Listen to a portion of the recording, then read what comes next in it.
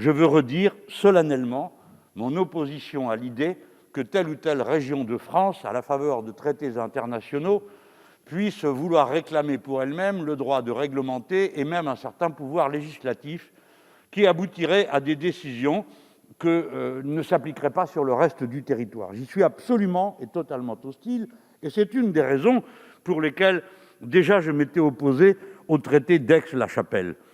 Je voudrais rappeler les raisons et vous montrer pourquoi j'ai le sentiment que rien n'est venu me démentir. J'ai pensé que ce traité ridiculisait nos institutions en imaginant qu'un ministre étranger participe au Conseil des ministres français. Et quand il a créé une assemblée parlementaire franco-allemande de 9 personnes de chaque côté, j'ai pensé qu'une association de loi 1901 ferait mieux que cette réunion qui enfile comme des vœux pieux comme des perles sur un collier, mais n'a aucune capacité à faire autre chose que cela. J'ai dit que le traité enfermait la France dans un tête-à-tête en Europe, et ça, pour moi, c'est certainement ce qu'il y a de plus dangereux et de plus inutile. La France n'a pas à s'enfermer dans un tête-à-tête avec l'Allemagne, tout au contraire. Doit-elle, compte tenu de l'évolution de la géographie de l'Europe, qui hier faisait de l'Allemagne le pays à la frontière vers l'Est, aujourd'hui une sorte de centre géographique. L'intérêt des Français, c'est évidemment de rééquilibrer la relation par une densité des relations plus forte avec les pays du Sud.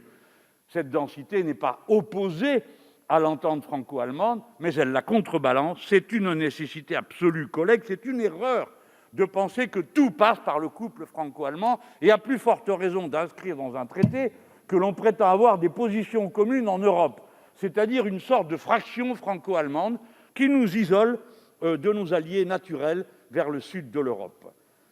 Ce traité faisait de plus l'apologie de l'OTAN. Vous avez naguère, vous autres de la majorité, vous vous êtes réjouis du contexte particulier que crée la situation avec Trump pour dire on va enfin passer à l'idée d'une défense européenne souveraine, à quoi je ne crois pas non plus, puisque nous sommes couverts par la dissuasion nucléaire et qu'il ne peut pas être question de la partager avec les autres pays. Mais en attendant, ce que vous dites et ce qui se passe n'a rien à voir.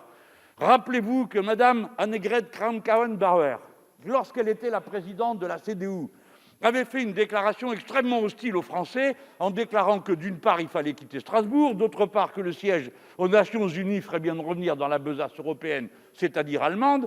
Eh bien, cette dame, qui n'a jamais retiré un mot de ce qu'elle a dit, est aujourd'hui ministre de la Défense du gouvernement de la République fédérale d'Allemagne. Et là, elle a déclaré que l'idée d'une défense souveraine indépendante de l'Europe était une illusion. Ce n'est pas une passante dans la rue qui parle, c'est la ministre de la Défense de l'Allemagne. Alors, que signifient toutes ces gesticulations sur une défense européenne souveraine commune dont les Allemands vous annoncent d'ores et déjà qu'ils ne veulent pas?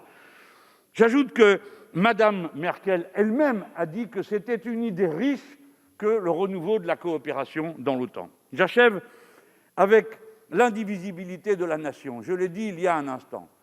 Je ferai partie jusqu'au bout de ceux qui s'opposent à ce que, sous prétexte de régions transfrontalières, l'unité et l'indivisibilité de la République soient minées, ce qui n'est pas une question ethnique, ni même une question de langue, qui est que la communauté nationale, c'est la communauté légale.